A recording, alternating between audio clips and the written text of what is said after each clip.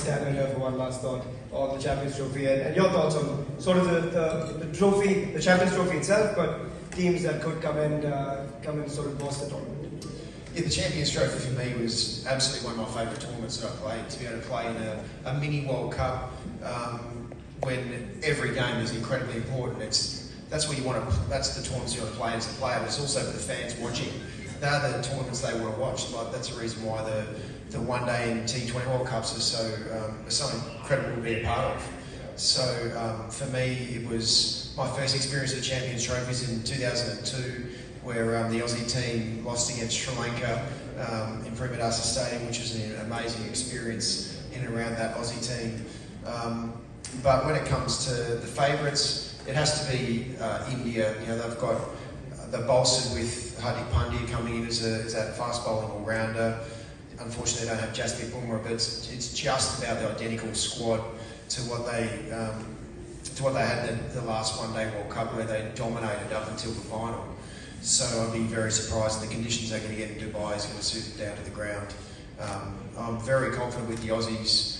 Their batting's very, very strong. Their bowling, there's going to be a few question marks around that, but they certainly know how to be able to turn up in big tournaments. So yeah, I'd be surprised if Australia aren't there and thereabouts. Tricky run coming in at this stage, but your thoughts on some of the top teams that you see at the end of the tournament? Yeah, Champions Trophy was one of my favourite tournaments to play in. Short, sharp, you had to peak in a very short period of time in order to beat some of the best sides in the world, adapt to conditions, and gel very, very quickly. So I'm delighted that there's one starting today. I don't know how New Zealand, I think, got 40 for 2 last time I checked, but that was a 3. Okay, but to do the runners and riders, I would say the side that's the front runner, best positioned across the squad, I would say India, out and out favourites. I can't really pick any holes in their side, and I know that's been the case the last couple of tournaments they've got into. Final in Ahmedabad, where Australia pipped them, and then the T20 win, where they robbed the trophy out of South Africa's hands. And you have to still believe that winning trophies and tasting champagne breeds confidence, because once you've been there, you can believe that you can do it again. So that's why I have India out and out favourites.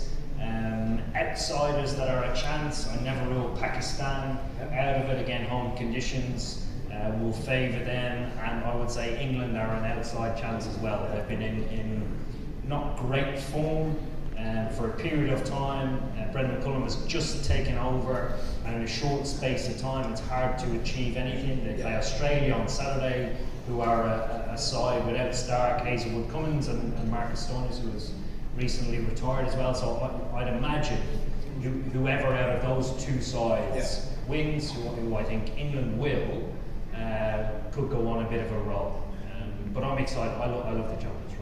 Love it. Warren, finally from you, given that you dodged the previous question, nicely throw you onto the scanner here for one last thought on the Champions Trophy and your thoughts on sort of the trophy, the Champions Trophy itself, but teams that could come in